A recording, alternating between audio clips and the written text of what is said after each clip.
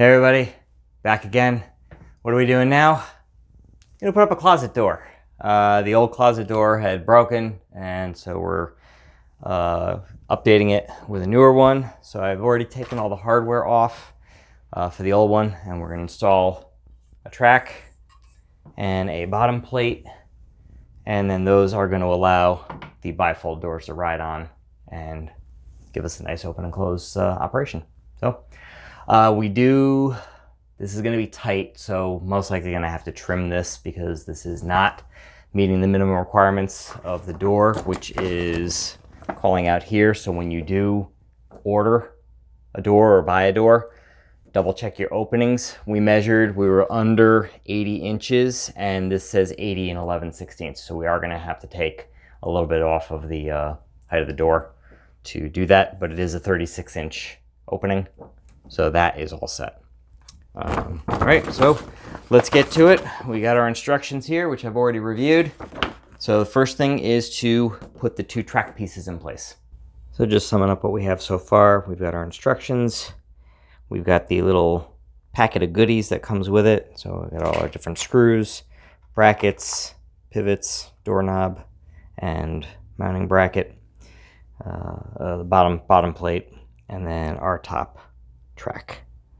So first step is going to be to install the top and the bottom track, which we also need this guy here, which is our, what do they call this here?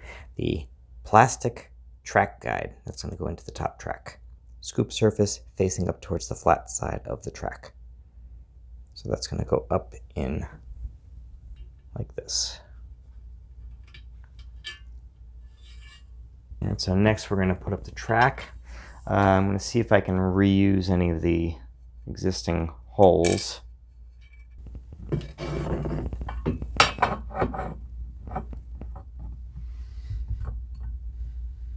So line up the screw, line this up.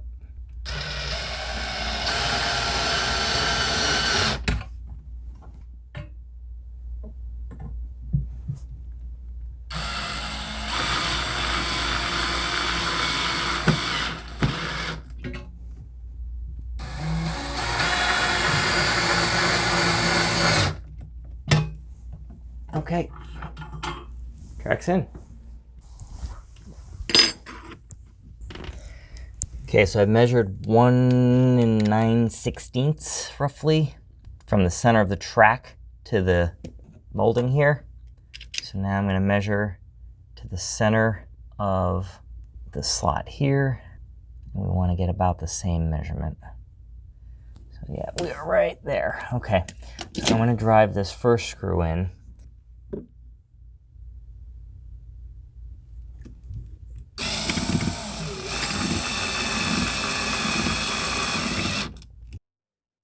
So I'm actually going to reuse one of the old screws because I do want to secure this in.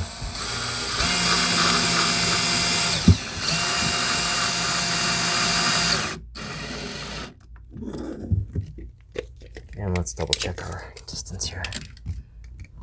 We're just about 1 9/16. Good.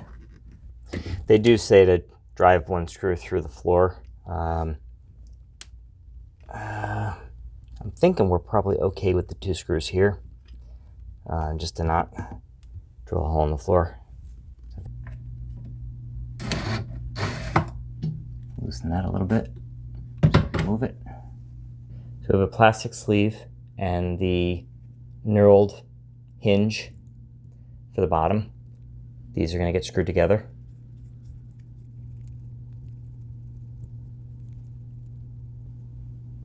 Okay. There we go. All right, so now these guys are going to go in.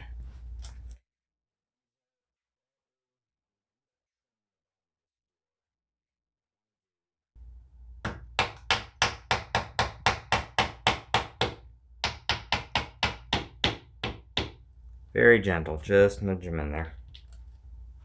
All right, let's take a measurement from the track down to the other part, the other rail. And we are at about 79. So we know that if the door is any longer than 79, it's not going to fit. We also know that this stands out about 1/16 of an inch, even maybe call it 1/8 of an inch, want a little bit of play. And the bottom part here has about another 1/4 of an inch. So if we're measuring about 79, we need more like 78.5 to make sure we have enough room for the mechanics and so the door is not rubbing.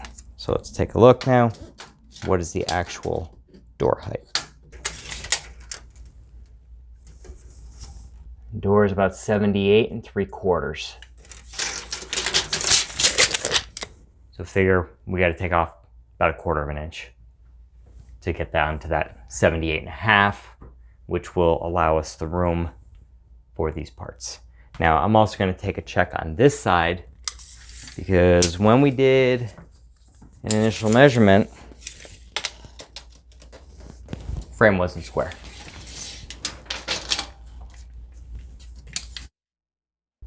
We're at about 78 3/4. So 78 3/4. The door is 78 3/4. We have no room. There's definitely, we need to take a little bit off. So let's go set up the saw and do a little trim. All right, so what do I have here? I've got the door is mounted to my workbench table. It's clamped down, secured.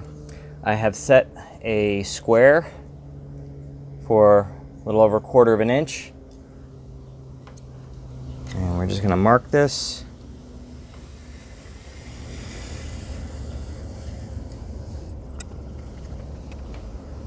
I'll show you what I'm doing here now with the level clamped down. I'm gonna use this as a rip fence for my saw. So now I need to set the blade right on that line. And I want this butted up against it so the saw just rides right up against it. And that has me at 1 7/8. So now I can double check it on both sides that I'm at 1 7/8, but first I only brought 2 clamps, so I was kind of foolish. So I'm going to double purpose my scrap piece of wood here to anchor this down as well. So now I'm solid there. That's not going anywhere. And now we'll measure over on this side. Push him out. 1 7/8.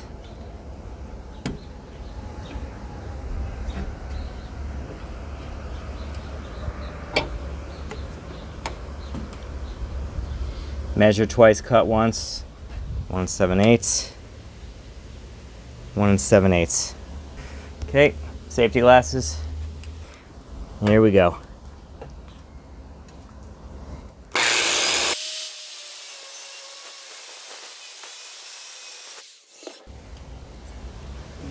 Set my depth a little bit too shallow. Oops.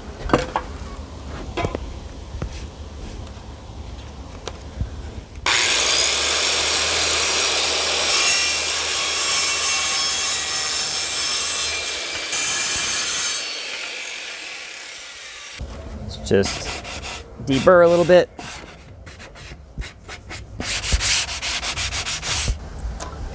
Okay, I just want to double check the depth of the hole to make sure it's still going to fit this. I'm just going to use the pencil here. And it looks like we just make it. So I think we're okay. All right, door's back up in the bedroom. So just gonna make sure I've got the right side here, because remember these can do left hand or right hand. This is going on the left hand side, so the fold. So this is going to be the pivot side. So this is the side we want to put this in. And just push that in. Tighten that up. Drop that down, we can adjust it out if we need to. Okay, so now we got to get these lined up and inserted. So I've got this guy moved close so I can get that in. And so here's where the fun begins now. So I'm going to try and get this lined up. Now to do this, you have to kick the bottom out. So I'm going to get this into there. And I have to get this one in. Sometimes this could help to have two people. But obviously with recording, it's a little bit of a challenge. Okay, there we go. So I'm going to get that in there. And then I got to get this in there. Okay, and now I'm going to get the bottom into the track. Okay, so that is now in, but now we have to make sure that it's even.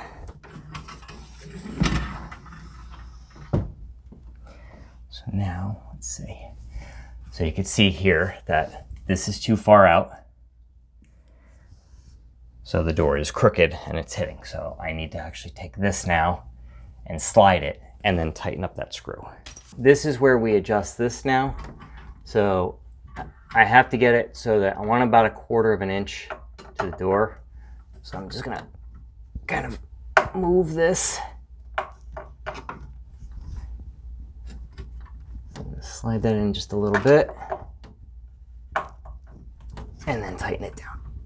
Okay, so the door was rubbing on the floor a little bit. I'm gonna just boost this height just a little bit, maybe a little over a 16th, maybe between a 16th and an 1/8 of an inch. That should boost that up enough to stabilize it. Okay, so I have played around with the setting there and the height there. It actually looks pretty good. And then I jogged it over a little bit. And so now we close it. Looks like it's closing all right. And we are pretty much even top to bottom. Remember that there was a slight difference in the frame, but you can see that there's a little bit of a gap here where it's tight at the bottom, and that's just because the frame itself is not square. But it looks like we're good. One thing also worth noticing, when you were at the store and you were buying these, try to look carefully at them. This was the last one in stock, unfortunately. We needed it, so we got it, but somebody was careless when they were unpacking. It looks like they took either a utility knife or a box cutter and they gouged it. But a little bit of sandpaper and touch-up paint, just repaint it and it should be fine. But most importantly, we got a working door. My last thing to do is drill for the knob. So what I've done is I've measured the dead center of this here. So measured across, measured down, made my spot, 3/16 bit for the screw.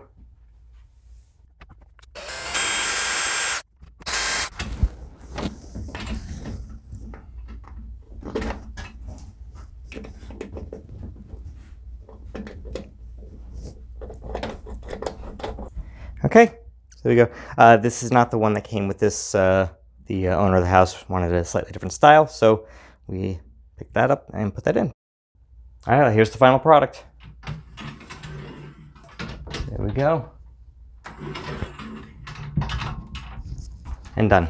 So this one took a little bit because we had to trim the door, but for the most part, these bifold doors are not overly difficult to install. As always, my goal of these videos is to show you how things can get done, and you can then decide if it's something that you feel you're comfortable doing, or if somebody is going to come in and do it for you, you'll be able to see, okay, have an idea of what it would take, so you'll know if they're doing it right or if they're trying to take you for a ride. Anyway, thank you so much for watching. As always, please hit that like, subscribe, and notification bell so that way you support my channel.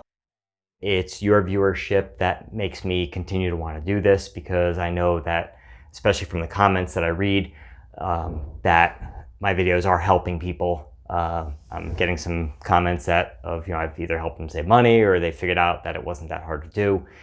That's my goal. So if I can help you, it makes me happy. And till the next video, see you later.